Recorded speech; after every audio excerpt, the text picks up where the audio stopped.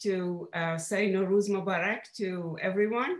It's the beginning of a spring, hopefully the beginning of a new season in our lives. And I want to say a special thank you to Professor Zeynep Oktay Oslu, who was in contact with me, and we organized, planned this talk. It's an absolute pleasure for me to be speaking with you today. I was just before the starting of the program telling my Turkish colleagues that I am so overjoyed to be speaking in a Turkish institution as high standard in scholarship as Boğaziçi for the past half a century. And that it would be about Mevlana and a treasure that we share closely. So let me say again that Boğaziçi is in our minds and hearts. We really appreciate the love and support that you give to maintain the standard of scholarship in this venerable institution. I also have personal, special connections at Boğaziçi in that my husband, Ahmet Kara Mustafa, went to Robert College. Maybe he was one of the last, I think, of people graduating from Robert College, which later on became Boğaziçi University.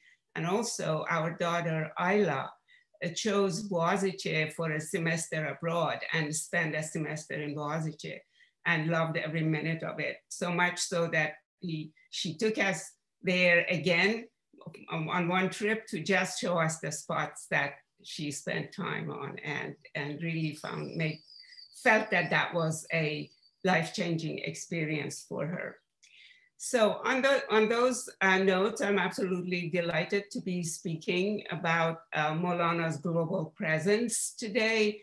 And I think it's very clear to everyone that that doesn't fit in under an hour talk. And even though my experience already limits it mostly to English-speaking parts of the world, it still is a huge body of literature to look at. And I'm delighted, first of all, not to have to go through biographical details of Rumi's life and really focus on his presence and on his global role in this learned audience that already knows Jalaluddin Rumi, or Maulana as Iranians call him, or Mevlana as Turks call him. It's all the same. So I would like to just spend a couple of minutes on the angle that I want you to be aware of. The angles used basically to see Rumi, mostly in English-speaking parts of the world. And by way of an example, I want to say that as a young literary critic, many years ago, when I discovered that Edward Fitzgerald translated Omar Khayyam mostly to address the Victorian society and criticize their very rigid norms, that it was much more about Edward Fitzgerald and about the Victorian society than it was really about Omar Khayyam. That had a kind of an eye-opening experience. So that very much applies to the way basically Rumi is present right now in English-speaking parts of the world globally, and even in other non-speaking English parts of the world. So the prism used there, the channel through which he's viewed, is, I'm afraid, still an Orientalist prism. Now, we are all aware that the great Orientalists, those people with impressive philological prowess and kind of encyclopedic mind, are not there exactly in the same way, and things have changed. But in some ways, the Orientalizing process is still alive and well. It really, there's no point in doing any history of that, as I want to really focus on Mevlana himself, but it's important to remember that somewhere between the 18th to even the first decades of the 20th century, maybe even up to the 20th century, basically the Muslim world was viewed as bound by a set of changeless religious doctrines, and kind of still as the other, opposing a European civilization. Sufism was mostly viewed as exotic, peculiar, kind of deluded followers of Plato, kind of that were dealing with these principles.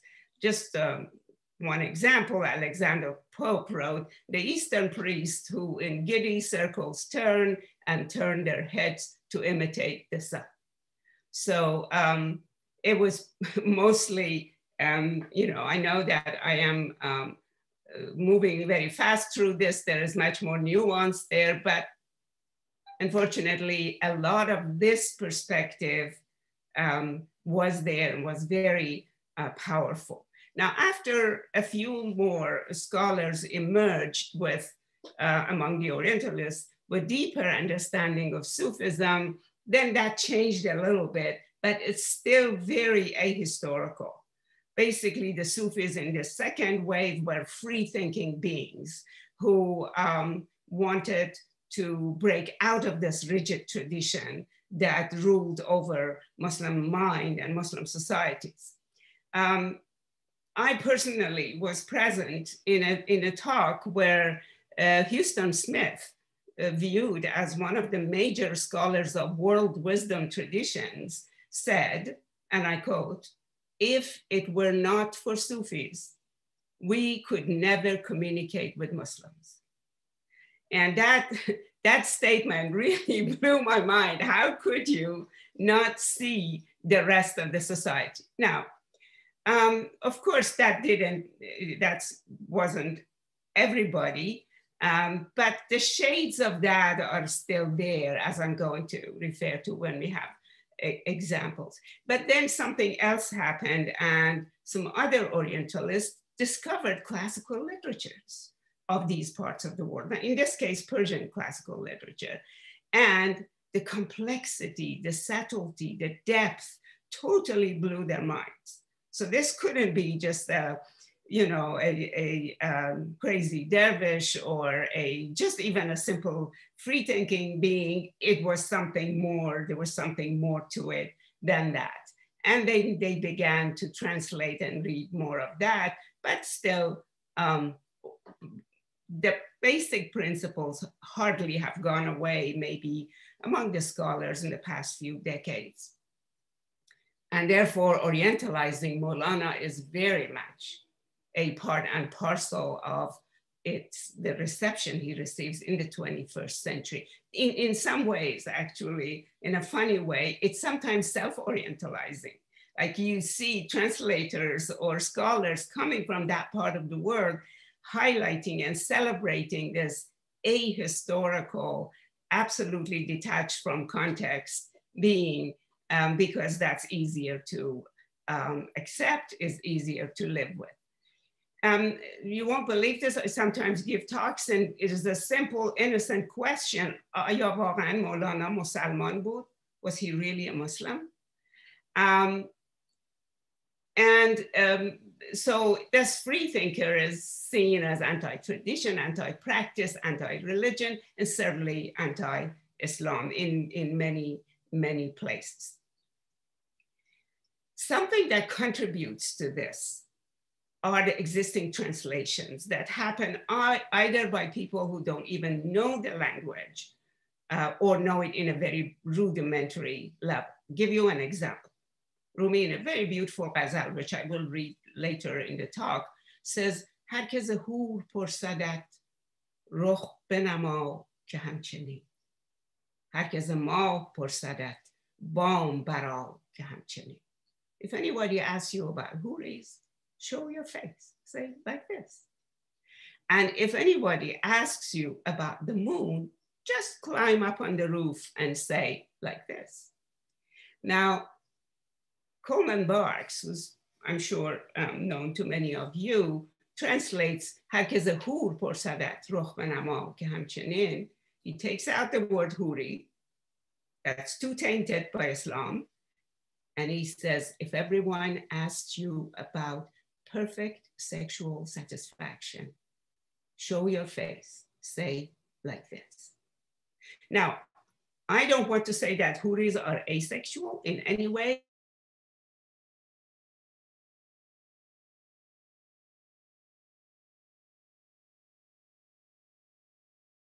Of the kind of things that, the kind of facelift that has been given to Mevlana in order to become a 21st century Western presence. Now, within this way of thinking, there's conflict and contradiction as well. So everybody is not the same. In the New Age California way of thinking about him, everything he says is a balm for every social and personal ailment. It can cure you of everything. And if you pay $25 an hour and learn how to whirl, that will be even more effective. So that could happen there.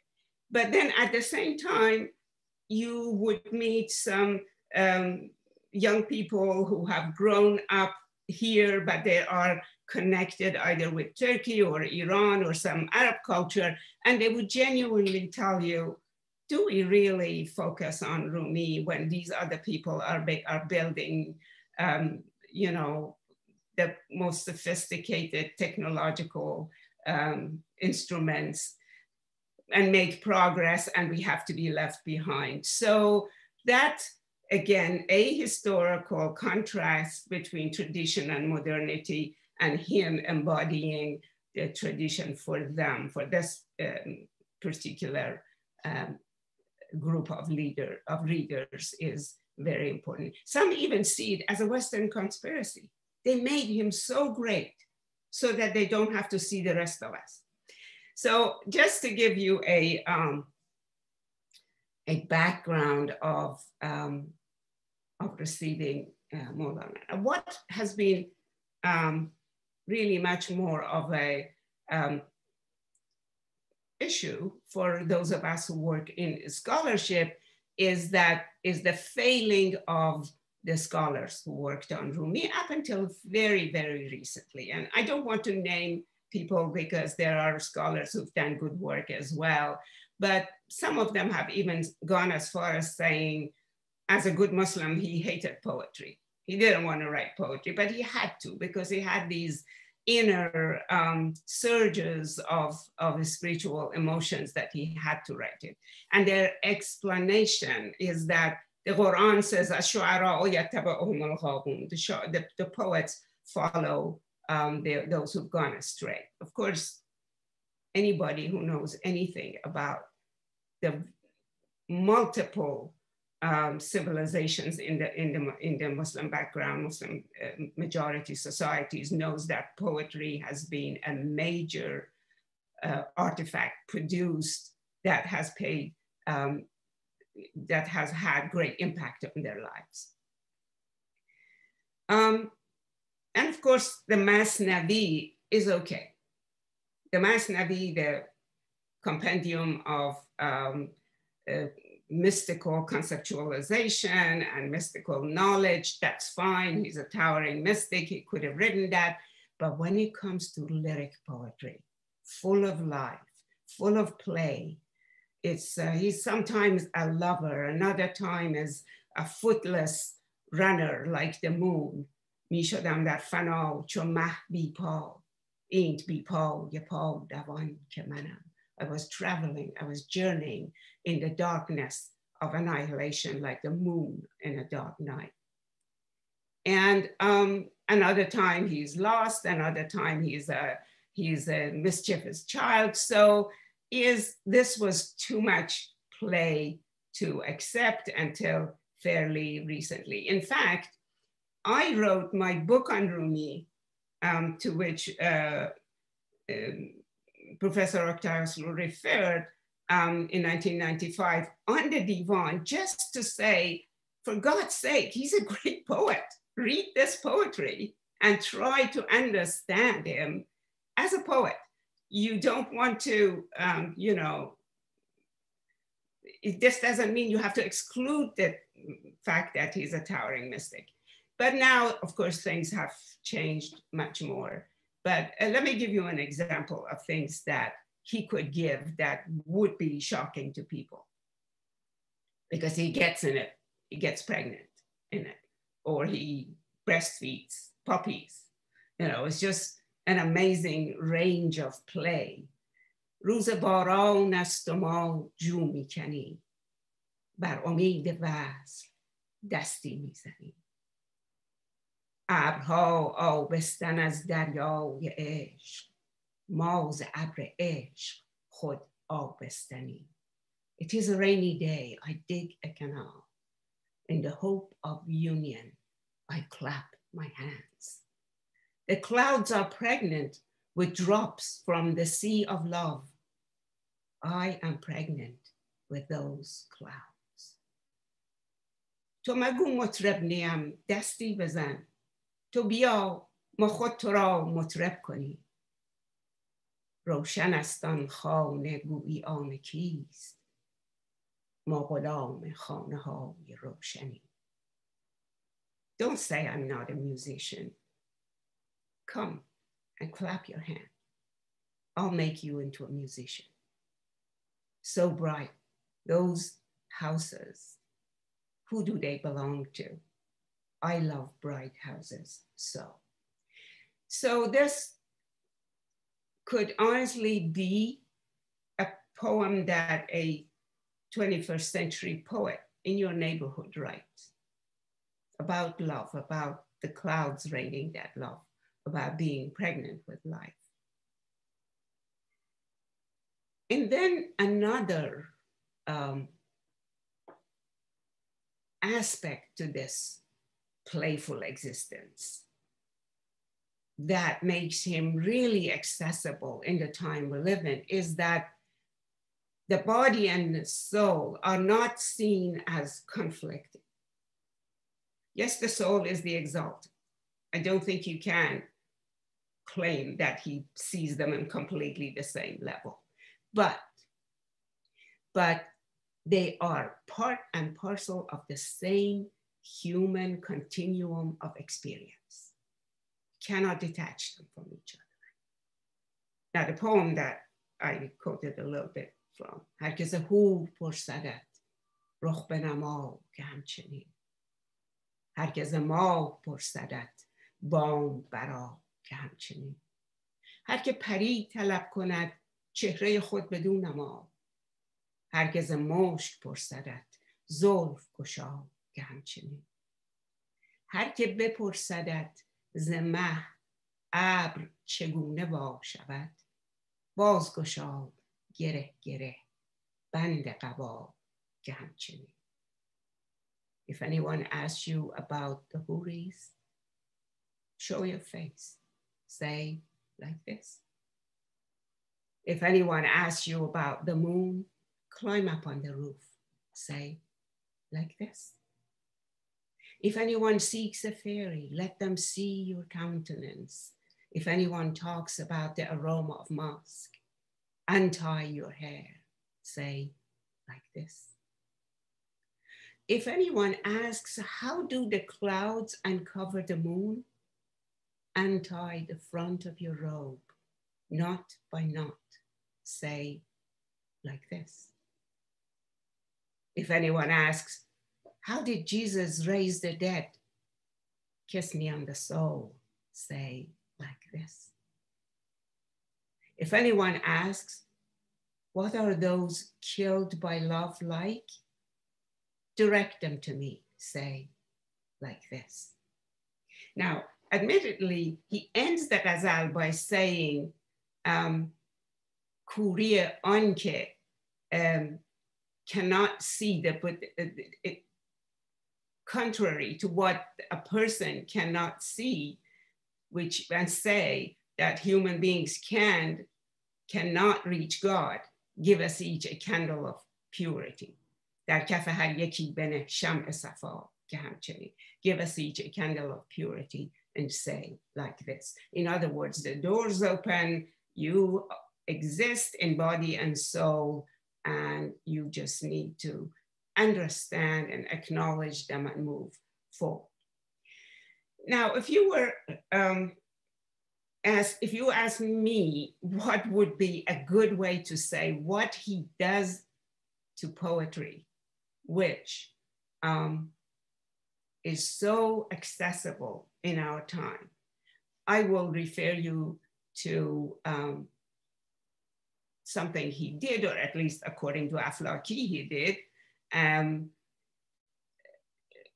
after the death of Salahuddin Zarkub, his beloved disciple. So as they were carrying, you might know the story already, as they were carrying the body of Salahuddin Zarkub to bury him, Rumi stopped the funeral procession and said, take the instruments out. And they moved the rest of the way, whirling and dancing, and took him there. So I think it's a very apt metaphor that what he did with poetry, which was great and robust and full of amazing traditions, existing already traditions, he turned that funeral into a whirling dance. He opened the doors. He basically said that poetry is about a creative mode of engaging your life with all its daily challenges. Now, if you think at a general understanding of lyric poetry, Fry writes, for example, that a lyric poet is sitting with his face to the wall and is talking to himself. All we hear is, if we leave the door open a little bit, we can hear it. In other words, lyric poets just talk to themselves and talk to some beloved who's not present there. Well, not Rumi. He's dynamic, he's down to earth, he's direct, and he's dramatic. And I'm going to specifically emphasize dramatic. Almost always he's on a stage talking to you. You know, some line that really shocked me at some point was that he says, I am talking about two kinds of birds. Which one are you, my reader? So you have to stop. You kind of stumble on that. You have to stop and give up the role of this passive readership and engage with him within or outside the poetry. For he himself, it is an imaginative struggle with language. And I'm borrowing this phrase from Detweiler, who wrote on translation and on basically interpretation of ideas and expressions of them, that the intricacy of language for him was a tool to look at sides of things and aspects of things that we could easily miss. Because language could also be very transparent. So when you ask someone to open the door, please, that nobody is aware of that language. Nobody thinks, oh my God, you know, door, what a beautiful word. No, that language, referential language is transparent. But poets make you see this language and see what a tool it can be in your life. And I believe that we can show that Mevlânâ is really one of the masters of this art. And, you know, he's very aware of it. That's why it's sometimes shocking when people, you know, of course he says in a ghazal, mufta'ilon, mufta'ilon, mufta'ilon, kosht mara. I'm tired of this rhyming and meter and all that. But that was the surface. He didn't want to have, of course, to deal with that. But Sokhan, that tool of creative engagement and creative struggle, that was very valuable for him. And of course, it was a coin with two sides. The other side was silence. I'm not going to go into silence, but I have a whole chapter on that in the book on him, because the silence is equally pregnant for him and equally imaginative, but we can't really focus on that. Let's just stay on Sohan. He's very aware of the power of speech. He says, in fact, as on میرنجم که سخن منقاد من نمیشود. Sometimes I'm offended by language because it doesn't lend itself to my control. Another time he says, شعر من نان مصر را ماند. My poetry, my words are Egyptian bread. Eat them fresh, eat them warm. So eat them in the context in which they were created. And of course, that brings to mind that diversity of languages that he was exposed to, you know, Arabic, Turkish, Greek, Persian. This was a world in which he lived, and therefore he writes the story of grapes, where someone gives a small amount of money to 4 people, and a Persian, an Arab, a Greek, and a Turk, and در تنازع آن نفر جنگی شدند که ز سر نامها غافل بودند. Now, the Persian said, I want to buy angur. The Turk said, no, let's buy some uzum. The Greek said, let's get estafil. And the Arab said, you're all wrong, let's get enab. And then they got into a fight. But the point that he's making is صاحب سری عزیزی صد زبان گر بودی آنجا بدادی صلحشان. If this beloved, rare person of 100 languages, عزیزی صد زبان, was there, that person could tell them that they are all asking for the same thing, that they don't need to fight each other, and they can all benefit from it. Now, I don't think that he's expressing this in a rather simple kind of United Nations way. Let's all come together and talk to each other and solve our problems. But he wants to again say that language is about that creative struggle, about understanding the meaning of life, about what makes us unhappy and what makes us happy. And therefore, this Sohan for him is highly affective.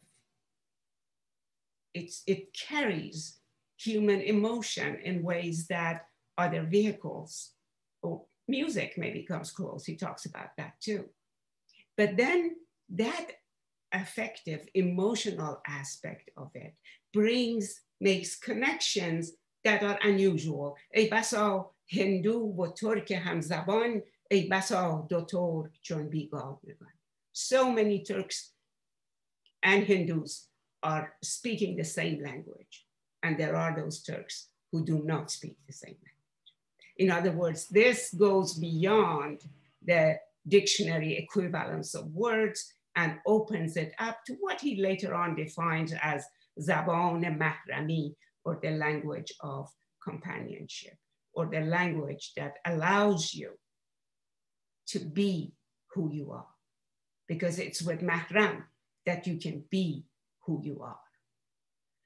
Now, his understanding of language is also highly sophisticated. I really am hoping and praying that I get to a point where I can do some work on his mastery of understanding of language. You know, he says at some point, he says, سبو به دست دویدم به جویبار معانی که آب گشت سبویم چو آب جان به سبو شد. I ran to the stream of meaning with my jug or jar, depending on which one. In the water of life, meaning came in, my jar was itself water. This is Derrida for you, you know, the difference between content and meaning or form, content and form is superficial, is a bifocality that we have developed because understanding that form itself is meaning, and meaning is what shapes the word, has been far too sophisticated for people to think about until fairly recently. And as you see, he does express that quite readily and is aware of it. And I want to, again, before moving on to something else, again, highlight that this complexity and diversity of speech for him undoubtedly translates itself into the size and diversity of people.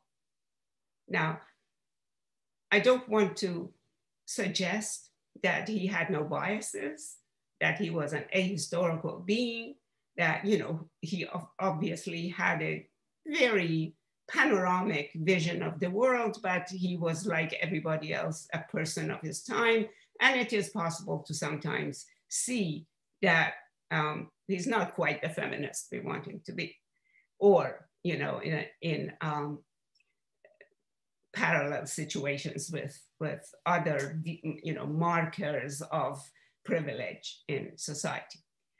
Although he's way, way beyond the time, and of course, even for our times sometimes. But I remember I was actually not so long ago, maybe about 4 or 5 months ago, I was invited to a program on BBC4 that was about Dante. It was about Dante's Inferno, but they wanted to somehow draw parallels between Dante and Rumi. And it wasn't possible to do that. Dante didn't travel the way Rumi did. He didn't see megacities like Samarkand and Bukhara and Baghdad. He didn't study in Aleppo. He didn't hear Persian, Turkish, Arabic, and Greek. So it wasn't surprising that he created, in his Inferno, there are these complete others that don't seem to be worthy of the kind of reality that he wants to share with everyone. Now, in honesty and justice to Dante, he also bypasses or kind of transgresses in some ways the border lines of his time. But there is just absolutely no comparison. And that in part is because of the cosmopolitan existence that Rumi has had, with, not to, of course, even mention his father, Baha'u'llah, or his teacher, Burhanuddin Muhammad Tirmizi, and the presence of other giant figures like Sadruddin Ghunavi and others in his time that have all had impacts on his way of thinking. So the product we're dealing with is really as cosmopolitan as anybody can be. And that's no surprise that he talks about Nimi ze Turkestan, Nimi ze Farghane. Part of me is from Turkestan and the other from Farghana. And of course, he refers to Khorasan, he refers to other parts of the world where he has seen or read about. We also see that he's, some of the stories he focuses on come from the Indian tradition, come from other traditions. So this openness to read other people's literature has also something to do with a diversity that kind of makes it okay to have a difference of opinion. Now, if you again look at this orientalized version of him, he wants to turn the tradition upside down. He is just hates the tradition that binds him. He wants to break it all up. And I think there's nothing further from the truth. I believe that he was genuinely and deeply dedicated to upholding the tradition in which he lived and practiced. And he loved it so much that he wanted to better it by exploring it and seeing aspects of it that others hadn't seen. Now, there is actually a 20th century literary critic, Alistair Fowler. I'm sure many of you are familiar with his work. He has a book which he wrote in late 60s called The Kinds of Literature. And it's up to this day, it's still a classic. And Fowler makes a fascinating point. He says you cannot reform a tradition unless you are deeply in love with it. Because it's only then that you can actually break the rules, because you know which rules to break and which rules to uphold. And that is exactly what Mevlânâ does time and again.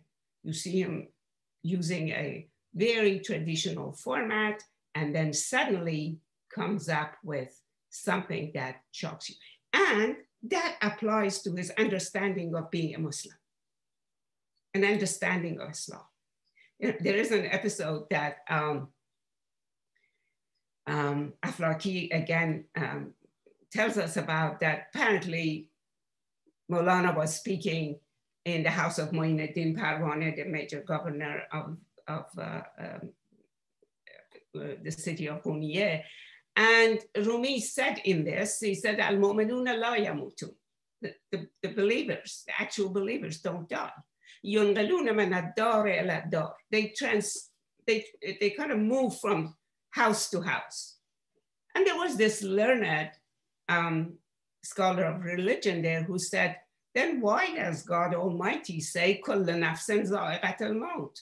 Why does God say every nafs experiences death?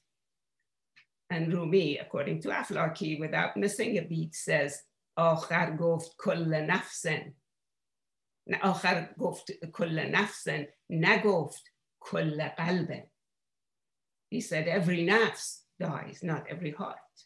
Get yourself a heart, and then you won't die. So that was a kind of a answering on the spot, but he did far more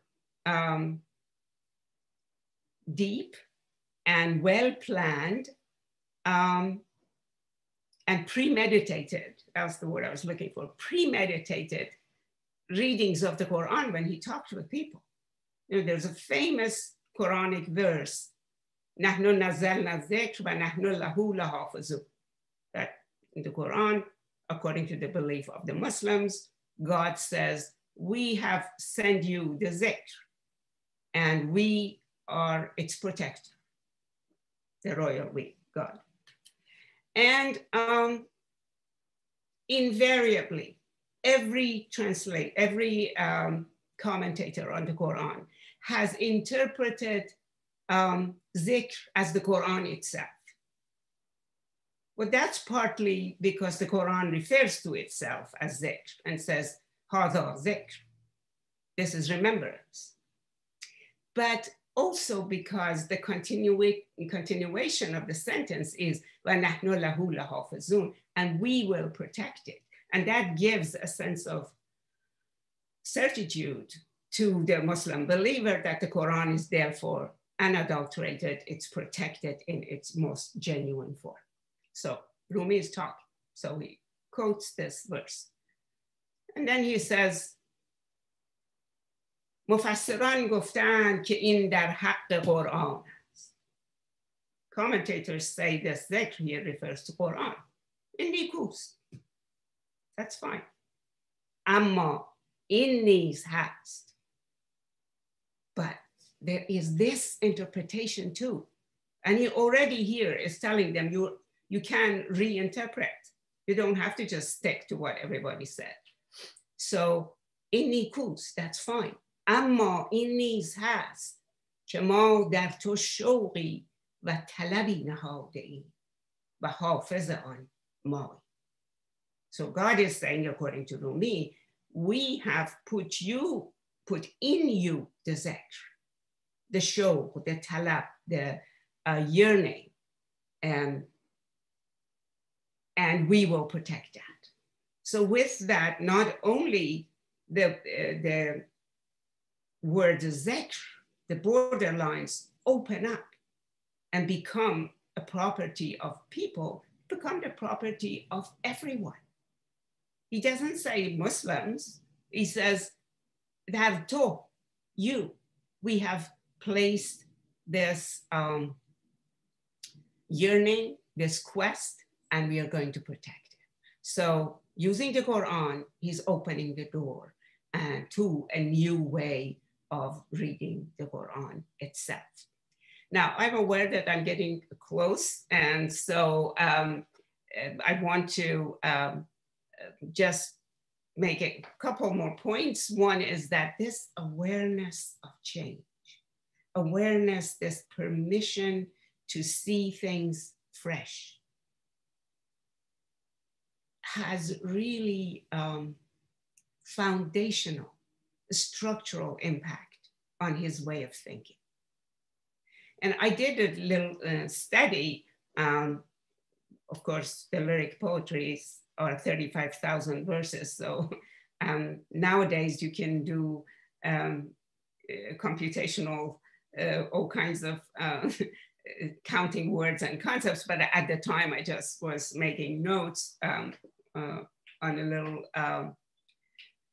word processor on the word shudan. Now, shudan in Persian means to become, but it also, as an auxiliary, it means turning something into something else. Bozorg shudan, to grow older. Or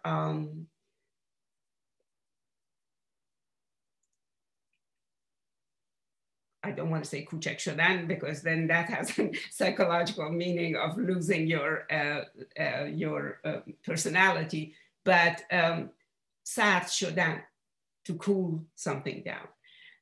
And his use of that verb is the highest of all the verbs that he uses in that volume that I looked at. And it's often about the change of seasons, the change of humanity, moving from one stage to another. مرده بودم زنده شدم، گریه بودم خنده شدم، دولت عشق آمد و من دولت پاینده شدم. دیده سیر است مرا، جان دلیر است مرا، زهره شیر است مرا، زهره تابنده شدم. گفت که دیوانه نی، لایق این خانه نی، رفتم و دیوانه شدم، سلسله بندنده شدم. گفت که تو مست نی، رو که از این دست نی، رفتم و سرمست شدم و از طرب آکنده شدم. I was dead, I came to life. I was a cry, I turned into laughter. The fortune of love fell upon me, and I turned into everlasting fortune myself. I no longer crave things, and my soul is brave, brave as a lion and bright like a star. He said, "You're not crazy. You do not deserve to live in this house." I became crazy. I put myself in chains. He said, "You're not drunk enough. Give up this pretense. You're not the right type." I became drunk. I became full of enchantment. So this process of becoming is almost a non-ending process in the divan, in the lyric poems, which have really been the focus of my presentation today, even though I have made quotes from the Masnavi. And I actually want to end this by saying that all of the different constituent components of this complex poetic whole that you see tells you something important about life, which I think he expresses in multiple ways. And that is knowledge, and knowing is partial and it's perspectival. Nobody owns the whole knowledge. Nobody is free of having a vantage point. And therefore, his understanding of knowledge is truly sophisticated. An example of it is the story of the elephant in the dark, where people for the first time had an elephant in town. It was in a house, it was night, but they still were curious, wanted to go in and see what the elephant looked like. And the next day, when people asked them, well, what does the elephant look like? Those who had touched the feet of the elephant said, an elephant is like a big, thick column. And those who had touched its ears said, well, no, actually an elephant looks like a fan. And those who had been taller and had been able to touch the body and maybe the higher parts of the elephant's back, they said, it looks like a throne. It's something you can sit on. So, and then at that point, Rumi says, در کف هر یک اگر شمعی بودی اختلاف از گفتشان بیرون شدی. If they could bring a candle, but they would still be bound by perspective, but they would at least see that what they can see is much larger than they are able to claim knowledge, full knowledge of or control of. And of course, this is a story he borrows from the Indian tradition, which I'm absolutely sure had great thinkers who had the same level of sophistication. So on this note, I see that I have spoken about 15 minutes. So let me stop here, and I'm very happy to hear comments or any questions that I'd be able to answer. Thank you very much. Thank you very much, Professor Keshavarz, for this inspiring talk. I want to, let me look at the questions. So yes, we only have, we have 2 questions now from the same person. I will ask the first one first, by Zehra Sekiz Kardeş. She says, do we see in Rumi's work, if he has consulted the Islamic scripture, the Quran and the Hadith, as a form of intertextuality in his poems? Absolutely. I think I sometimes say in class that you can imagine Rumi's poetry having been dipped in the Quran and sometimes the body of the Hadith. Now, again, I mean, they're full of echoes of the Quran. When you read something and you can see that, oh, he is now referring to the Quran being a remembrance. Now he's referring to the creation of Adam and, all various aspects.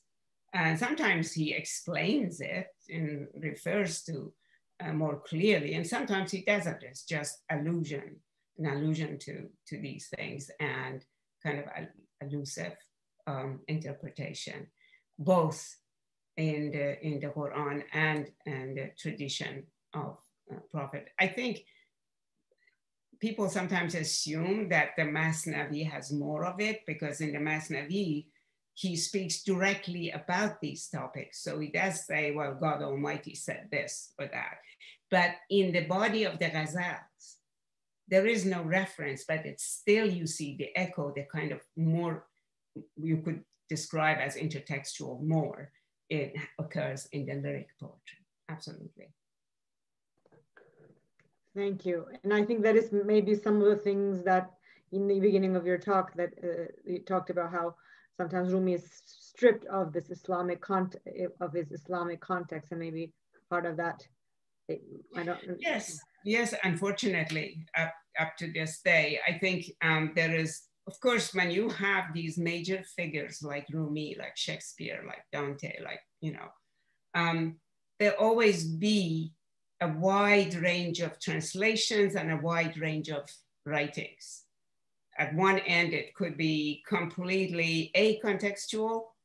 At other end, it could be overly so focused on the context that you cannot see so much of the poetry itself. And so I think probably our attempts should not be to stop any translator from doing their kinds of translation or their kinds of interpretation, but to flood this arena with our own view of things and be sure that that would also be seen. But yes, absolutely, that is quite, particularly, I think it was around 9/11 that Coleman Barks took the word Huri out of that poem. He was probably too afraid of having anything there that associates Rumi with paradise and Huris, and you know. Thank you. And we have another question from Betül Yavuz. She says, thank you for a wonderful presentation. Do you think you would have still become a poet if he had not met Shams? Thank you for that question. Thank you for that question, because I did wonder, there's so much that you can say about him, including his encounter with Shams. So I'm delighted to answer that. First of all, Rumi wrote poetry way before he met Shams. And in fact, his poetic name was Khamush, silent, the silent one. And after meeting Shams, there was a surge there. There was a kind of shift from doing more analytical in a kind of discussions of, you know, speculative mysticism to where you would have the affective, the musical, the touching the soul of the readers. So there's no doubt that the encounter with Shams encouraged that to happen further.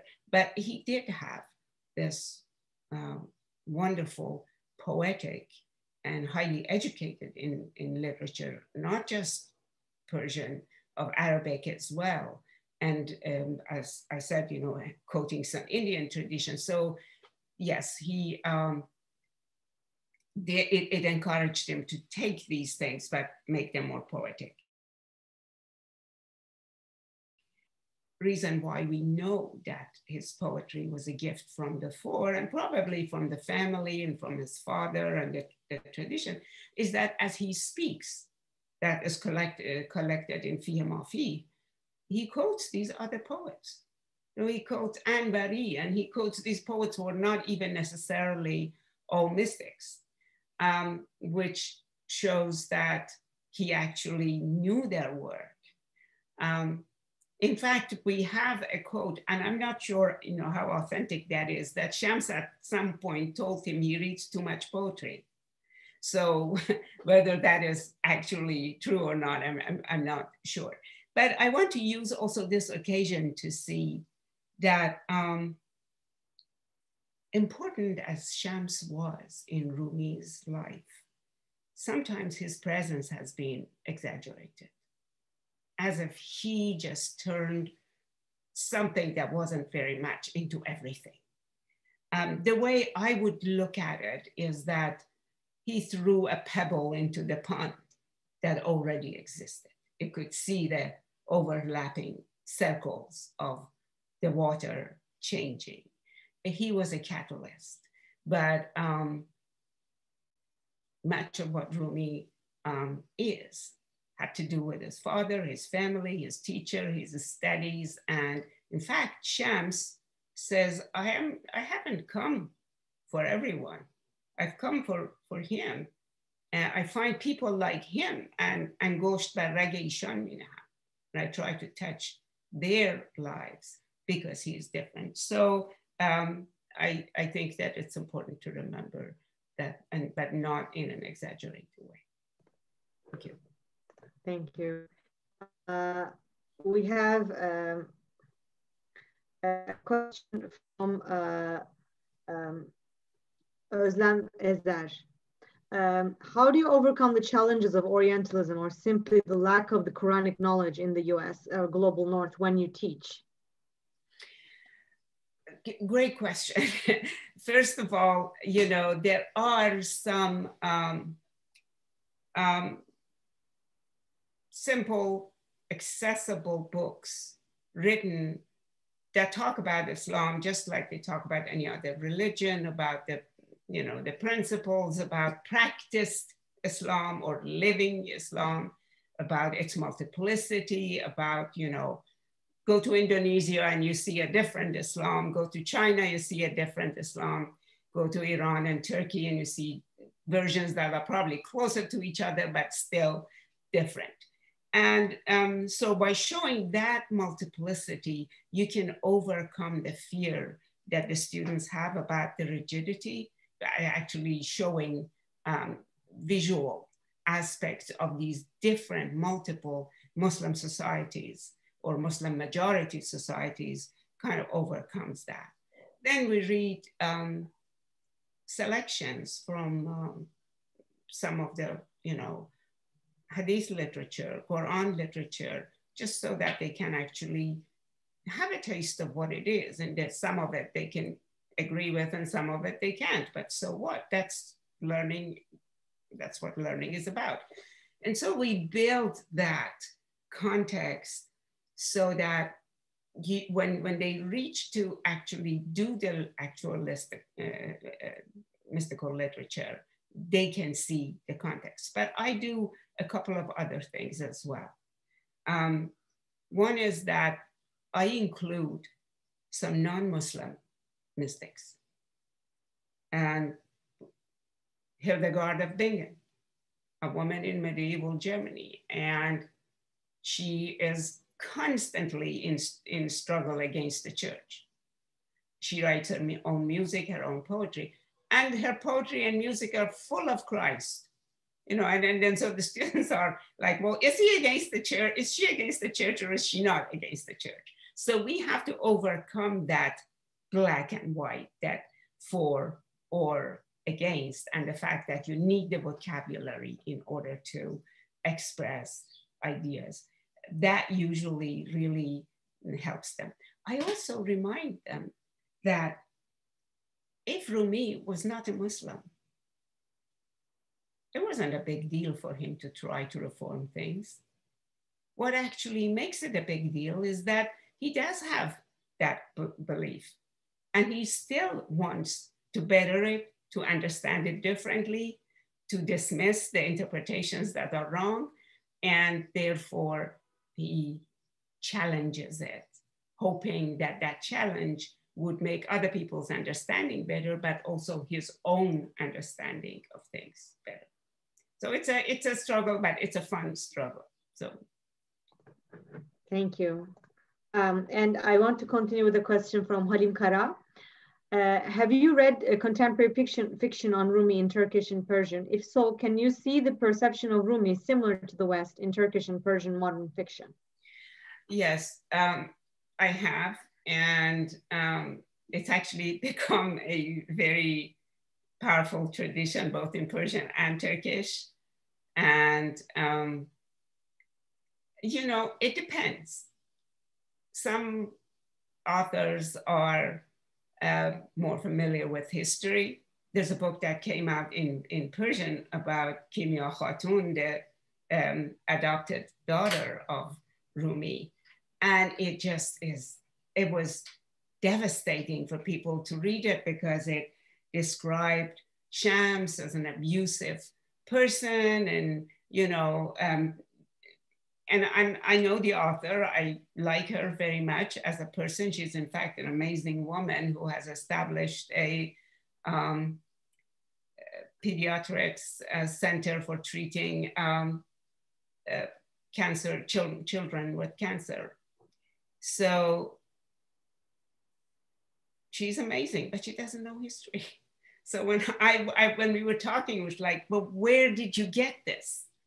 And it was like, well, I was in Pakistan and I was talking to people and I saw this book, and, you know, so it's a notion of the way things were that is based on what you, depending on where you are and how you experience your life,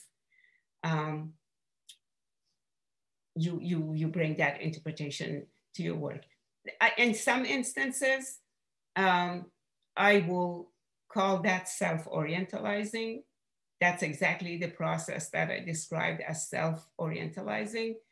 But, you know, I don't believe in forbidding anything. I don't believe in attacking anything. I think these different expressions have to come out, whether it's by Aleph Shafak or the, you know, the Iranian woman I referred to, or others. They have to be expressed, and there will be one in the multiple, you know, in the rainbow of the materials that have been dedicated to Rumi and to mysticism. I mean, Ibn Arabi has been subjected to the same thing, both on screen and in literature, and with different goals and ideas, you know, either presenting something in some practice in a certain way, or purely because you want to express your views, and that's how you understand to be the situation to be. Thank you. We have another question from Derin Terzioğlu. She says, thank you very much for this very interesting talk. I wanted to ask about the ways in which he is read in contemporary Iran. Could you give us some sense of the range of responses to his poetry in contemporary Iran? Yes, thank you for that question. That part of what I was absolutely shocked by, the English literary criticism of Rumi up until mid-20th century, calling him a poet who wrote things reluctantly and he hated poetry and so on, was because I grew up in a culture that if you said name 4 major poets, one of them would be Molavi, you know, that beyond any doubt. And looking at manuscripts, existing manuscripts of his, not just Masnavi, but the Divan. In fact, if you said the Divan, if you said Divan or Divan-i Kabir in Persian, which means the major Divan, the collection of poems, everybody will understand to be Rumi's Divan. That term has been appropriated by him over centuries, not as a recent thing. So he's been a, to borrow an unpleasant term, and he has been a best-selling author in the Persian tradition and Persian-speaking traditions. You can say the same thing about Tajikistan. You can say the same thing about other Persian speakers elsewhere. He's a very popular poet. Now, there is a range of the way people will take him. There are those who are far more focused on his approach to religion, approach to mysticism. There are those who are interested in his Quranic quotations or, you know, Hadith quotations and so forth. There are those who see him as a poet of love and just want to read his lyric poetry. So it's really a multiple range. The other way in which we know how popular and important he was that there's an equal number of commentary on the Masnavi and his poetry is written as are commentaries on the Quran itself. In fact, it's the expression Quran be Zaban Pahlavi or Quran Farsi, the Persian Quran is referred to his work. So it's a range depending on your background, your education, your interests, but he is there, has been there very much, and I anticipate will be there. Sometimes they also orientalize him, but you know, that's who we are as human beings with different perspectives, but he's present. Thank you. We have another question from Saadet Demiroğlu. After 8 centuries and so many researches and explanations, how close are we to reach a level of understanding of Rumi? Is the question. Actually, that is an amazing question. And I think I try in my, the chapter of, that I have on his imagery, and I want to come back to question by way of addressing the imagery. There are, up until mid-20th century, these compendium or compendia of Sufi images and their interpretations. You know, the khal is the noqte wahdat. The lips are sweetness of paradise. The face is the glow of God. The hair is multiplicity of experience.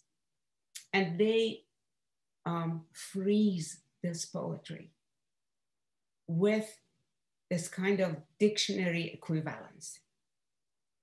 He said, the moon, this is what it means here. You know, the moon is the beloved. Well, I try in that chapter to show that that is not the case at all. In fact, he breaks these images open. He says, می شدم در فنا چو مه بی پا این بی پا ی پا دوان که منم. I was journeying in nothingness, like the moon, footless like the moon. Here I am, a footless runner in your direction. So here the moon is the lover, not the beloved. And so what I do there, I try to show how changing, how diverse, but also dynamic. In fact, I use the phrase, these images have to be seen in action. Because in one poem, they mean something, in another, it could mean something else, and it's totally intentional. So what I'm saying there is that here I am reading this, and I'm going to offer you my understanding of these images.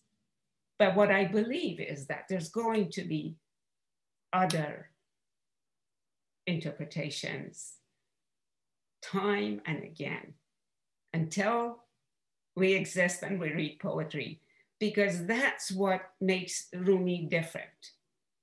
There is room there for you to inhabit that poem and see it the way you can see it.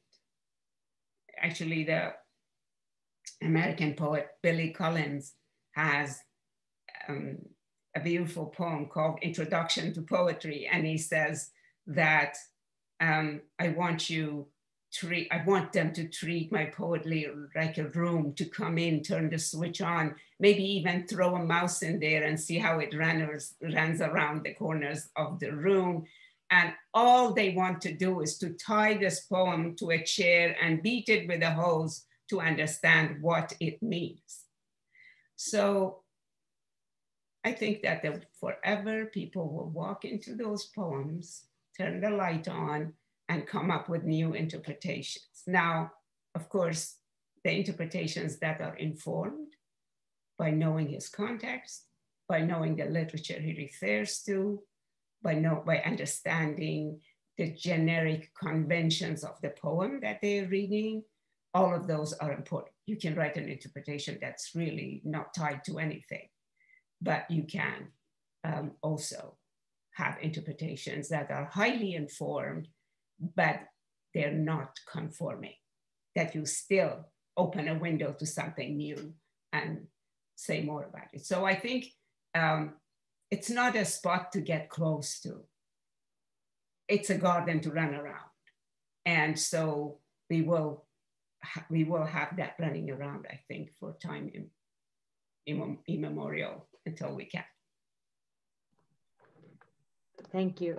We have a question from Marian Shalal. Could you please say a few words about Sufism in relationship to Rumi? Sufism. Doctrine, Yes. Well,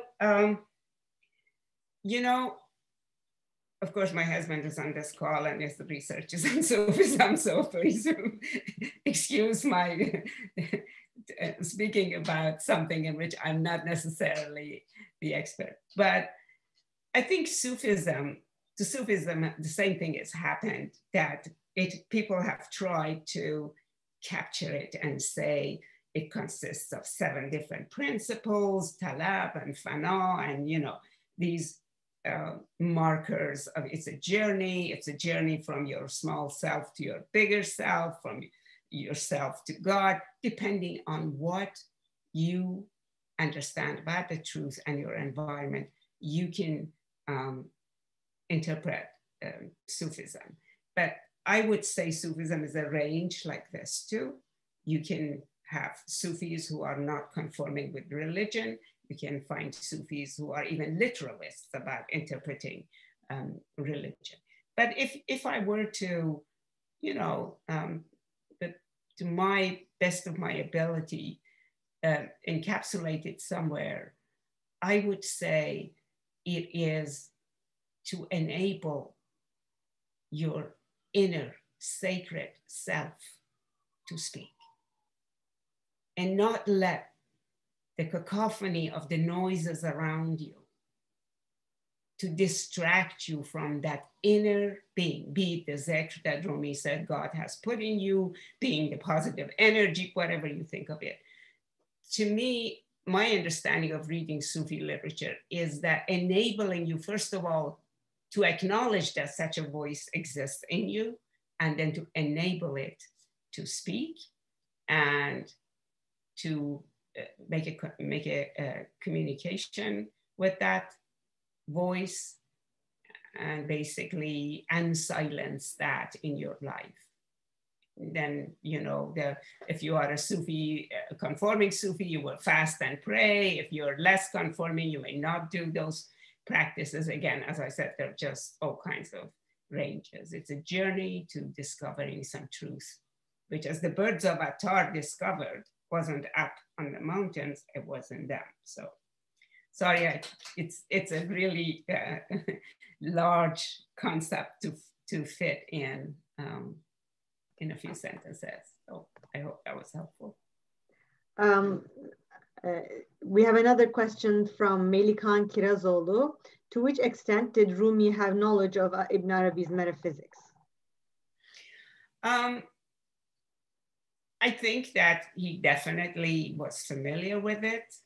I think Ibn Arabi is for Rumi too much of a builder of mystical structures, where for him, he has a much more fluid, moving around, dancing around. And so I don't actually see a huge amount of sympathy or quotation, but I don't want to portray him as anti-Ibn Arabi by any means. I think they definitely have each had great impact on the world around them, and I'm absolutely sure that he was familiar with Ibn Arabi. And I actually, just thinking about it, I don't know that I have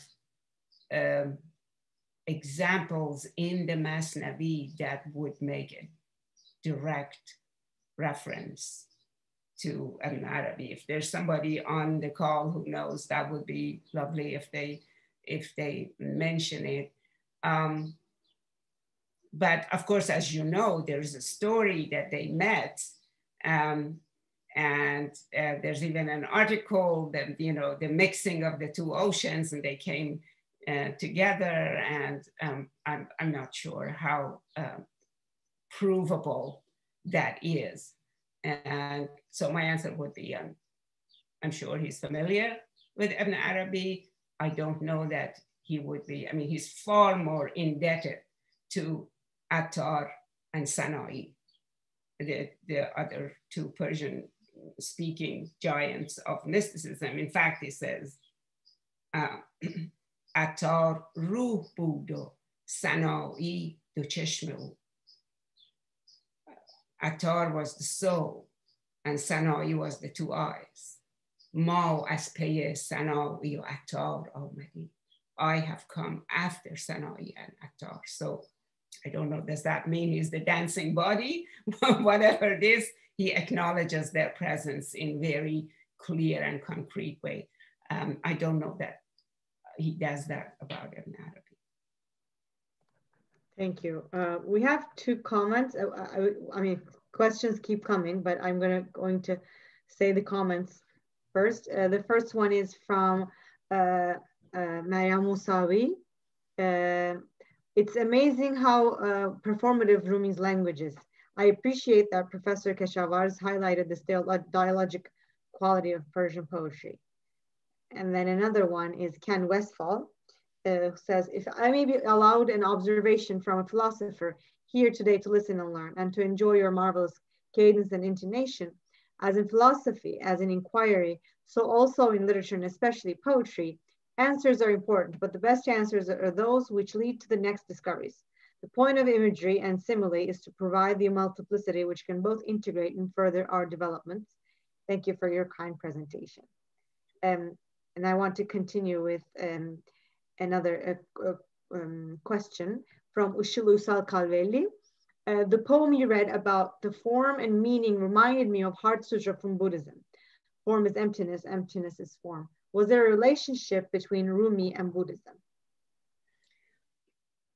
Well, we do know of Buddhist structures, you know, around there, but I don't know that he has any direct references or anything that, you know, there's so much overlap. The idea of nothingness and that he, you know, the nothingness that he's walking on, or emptiness, you know, the heat, the concept of heat and all that is so central to Attar and to him that one is tempted to think that there is more contact. So I would say, I would venture into saying that because of the intertextual presence of these ideas, I mean, if you're dealing with classical Persian and Arabic literature alone, and we not even go beyond that, there's such a vast body of literature that embodies so many human experiences and aspects of human learning that I am sure there is influence there. But I don't know that I can speak of direct reference, to direct influence in that sense. Thank you. We have another question from Özkan Karabulut. You mentioned in your talk that during a funeral, Rumi took out musical instruments and began whirling, dancing, and reciting poems with his disciples. It sounds like in his time, the ritual of Sema was not happening only in dervish lodges and not formalized. I'm wondering if you could tell when Sema became a Mevlevi ritual and practice in Hanekas, and how this ritual acquired a specific choreography. Okay, well, I think that is really a my husband question, but what I can say is that during Rumi's time, it happened almost everywhere. It happened in Moinuddin's house, it happened in a mosque, it happened in Rumi's own, where he gave his talks, and I don't want to say sermons because sermons are so different because he kind of interacted with the audience around him. So I don't believe that for him, or at least him as reflected in historical sources of around his time and soon after, like, you know, Aflaki is about 80 years after him. Sama can happen anywhere. As a matter of fact, they say that one of the famous episodes is that the first time he was in the goldsmith's market.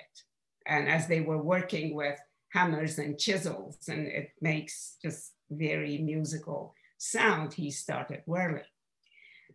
Whether these are historically accurate or not, they show that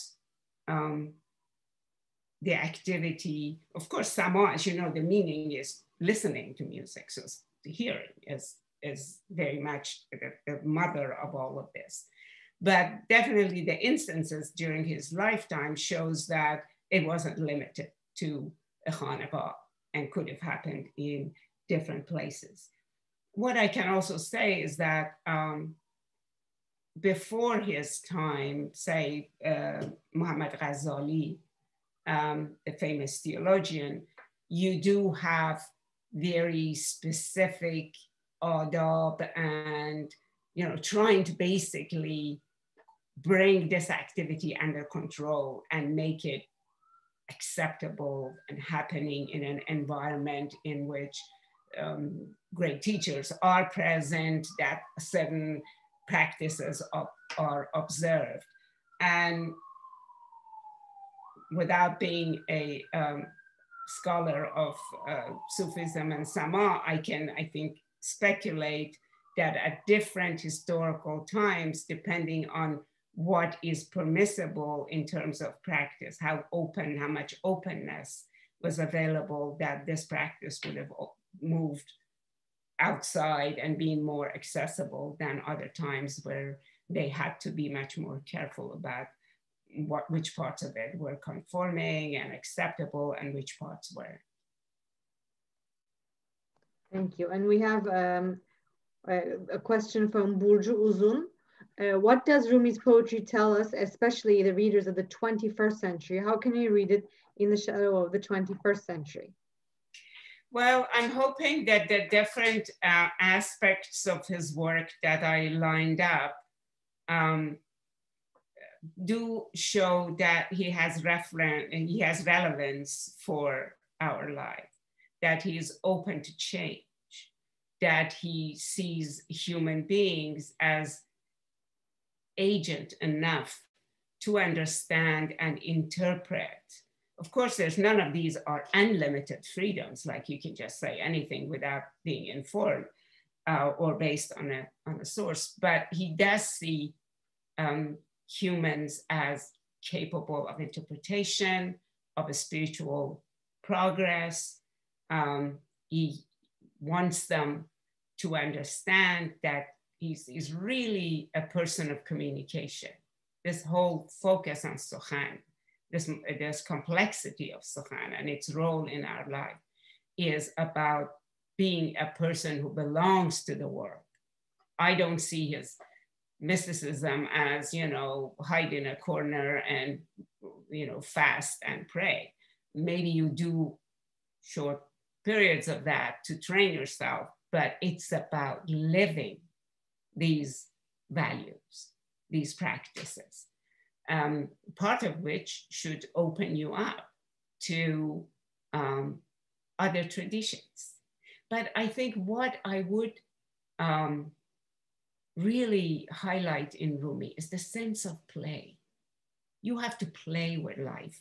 You know, there's another anecdote that Aflaki quotes, and that is there was a Christian who converted to Islam because of Mevlânâ and became a good friend and was often with him. And at some point, Rumi turns to him and says, when you were a Christian, what did you say about Jesus?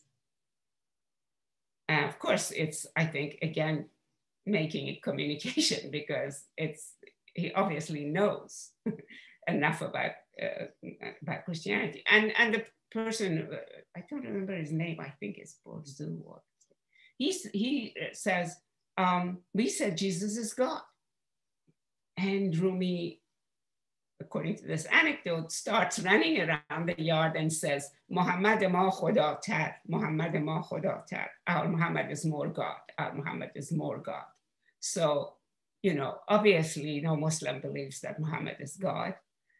Obviously he, you know, what he's doing and what he's saying is that live with this, play with this, dance with this. Don't imprison it in a book that nobody can read and understand.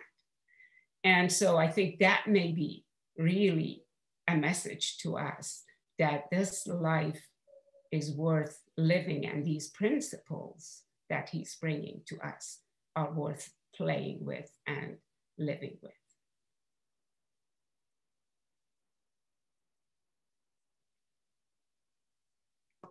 Sorry, it's me. Yes. Forgot to unmute myself.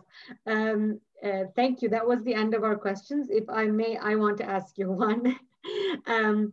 In your book on Rumi, you talk about the concept of paradox and illogical tropes.